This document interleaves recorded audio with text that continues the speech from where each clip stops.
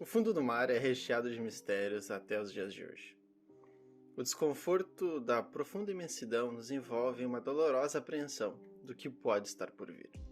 Em Rokusen, não é diferente.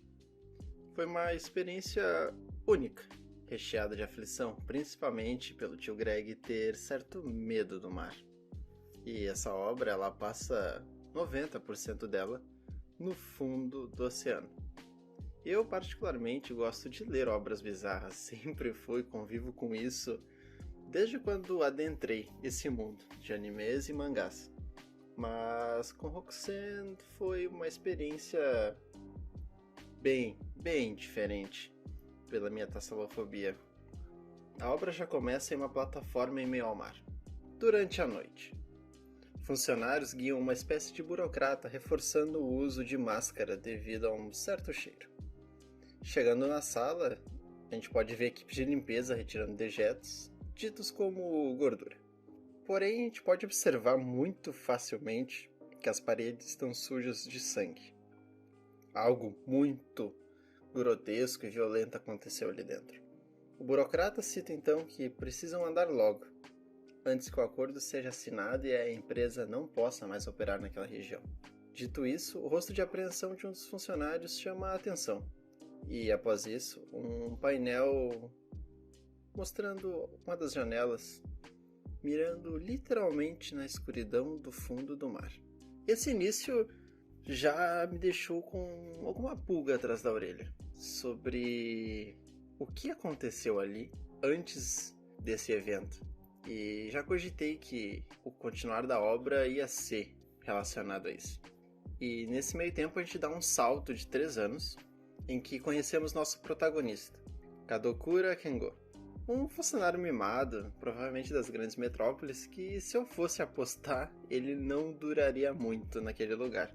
Porque ficar longe do conforto, da internet, de todas as coisas que as grandes cidades oferecem, ele surtaria. Como ele já deu leves sinais logo no início, sendo relativamente escroto com um dos funcionários da plataforma. Encontrando o seu novo chefe, um executivo chinês chamado Wei, ele fala sobre a situação do complexo. É então que Kadokura se toca que o trabalho não é na parte superior. E os primeiros fios de pavor começam a entrar. O trabalho é sim a mais de 6.000 metros abaixo do nível do mar. É conhecido que a partir de 5.000 metros de profundidade, o nome dessa região é chamada de abismo. E em 6.000 metros, nós chamamos de Hadal, uma referência a Hades, o rei do submundo. Ou seja, a partir de 6.000 metros, entramos no reino da morte. Kengo, antes de entrar de fato em Kofdisi, que é o nome do complexo, vê Danzaki, seu colega de trabalho, sendo retirado às pressas, ferido por um dito acidente. O lugar já não parece tão agradável de cara, pois a gente vê que o amigo do protagonista já está sendo evacuado por um acidente e a instalação está fechada há 3 anos por um acidente. Kengo conhece a estrutura de submersão e é aí que as coisas começam a desandar. Kengo vê um cenário macabro ao pôr os pés dentro do elevador. Ele é literalmente congelado pela visão que ele tem. Porém, nada passou de uma mera ilusão. Percorrendo essa viagem de 6.000 metros, às profundezas do mar, Kengo, já dentro do complexo, conhecendo mais a estrutura, chega a um ponto interessante. Aqui uma pequena sequência de painéis chamou a minha atenção. Uma região de jardim dentro da base submersa, onde os galhos das árvores e a própria floresta parecem ter vida própria, convergindo para engolir Kengo, como se uma força da natureza ou do sobrenatural estivesse o cercando. Algo que eu falarei mais à frente. A partir daí, parece que a bruxa corre solta. Pesadelos com figuras estranhas, alucinações, loucura que levam até mesmo personagens a se atacarem, e segredos que sequer os próprios funcionários, agora estabelecidos no complexo, sabem. Nenhum deles recebeu ofício contando o que realmente aconteceu 3 anos atrás. Tudo literalmente às cegas. Por toda a plataforma, vários funcionários começam a relatar terem visto algo estranho. e a partir desse medo, sequer dormem com a luz apagada. Toda essa apreensão vai gerando uma cadeia de eventos que fazem a grande maioria flertar com o medo. Quem não flertaria com o medo 6.000 metros dentro do oceano?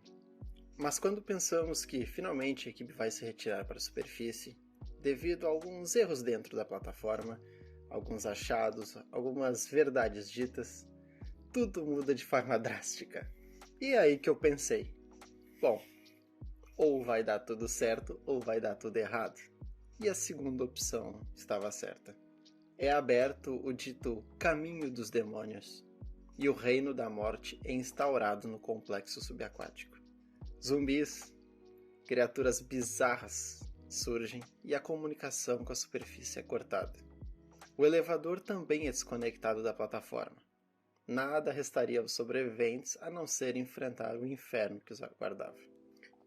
Distorções de realidade tomam Coffins por completo, pondo em xeque a sanidade dos personagens sobreviventes. Atrás deles, centenas de criaturas disformes, enviadas do próprio inferno, sedentas por sangue. E para piorar, o sobrenatural reforça sua face. Deuses colossais mostram sua presença advindo das profundezas. E lutando para sobreviver, Kengo e os demais tentam se refugiar no centro de controle da plataforma. Mas o monstro colossal invade a central, como se as barreiras criadas pelo homem não fossem nada. Porém, há um detalhe, um pequeno frame, um único painel que mostra uma pata de outra criatura a puxando, entre aspas, salvando os humanos. É nesse cenário caótico que diversos trabalhadores são mortos pelos monstros antes de serem expulsos pelas luzes das lanternas. A partir daí, nos é revelado sobre a verdade dos eventos de 3 anos atrás. Devido a um erro que trancou as portas da plataforma, quase a selando, um grupo se rendeu ao canibalismo para sobreviver. E guiados por um simpatizante e entusiasta de um deus asteca muito antigo, os rituais o trouxeram para o mundo real. Sem o elevador, nenhuma alternativa de retirada dos sobreviventes poderia ser viável naquele momento. Eles estavam literalmente abandonados à própria sorte. Mas um dos personagens decide ir lá fora com um traje experimental de mergulho, para soltar a plataforma. Ele teve um triste fim, ao ser atacado por dezenas de zumbis, após ter sido infelizmente esmagado por uma dessas colunas de metal que caiu sobre ele. Seu ato de sacrifício salvou o que restou da equipe, fazendo a plataforma emergir das águas, se distanciando do horror das profundezas do mar. É incrível como o Rokusei me trouxe desconforto. Toda a sequência de eventos vai construindo um clima de desconfiança tão grande que ele chega a se tornar desesperador. É basicamente do início ao fim, como se todas as portas se fechassem para os personagens que de certa forma a gente acaba tendo certa empatia. Muitos deles têm atitudes racionais, muitos cedem ao medo e à loucura. Isso é muito orgânico, isso é muito real, é muito interessante ver isso. Não há um herói virtuoso. Há pessoas. Pessoas têm medo, têm sentimentos, têm pavor. E isso é a cereja do bolo da obra. Os primeiros sinais de confusão deixam um gostinho do que está por vir. Isso me chamou muita atenção quando foi exatamente o ocorrido com o protagonista. Primeiro foi ele, e ele sequer havia descido para a instalação subaquática. Então, o sobrenatural, aquela energia, já estava saindo daquele lugar. Eu adoro como os mangás, no geral, tratam da insignificância do ser humano diante do sobrenatural. E o quanto o nosso psíquico é frágil diante o medo do desconhecido. É irônico se eu falasse que os tentáculos da loucura estivessem presentes em uma analogia aos galhos do jardim, como se aquela força sobrenatural estivesse já os rondando, prestes a os devorar, como os monstros fizeram. A partir dali, que a maioria dos eventos começam a rolar de maneira efetiva, sem enrolar de fato e ficar fazendo ciclos infinitos para a gente ficar lendo ou criar muitas expectativas.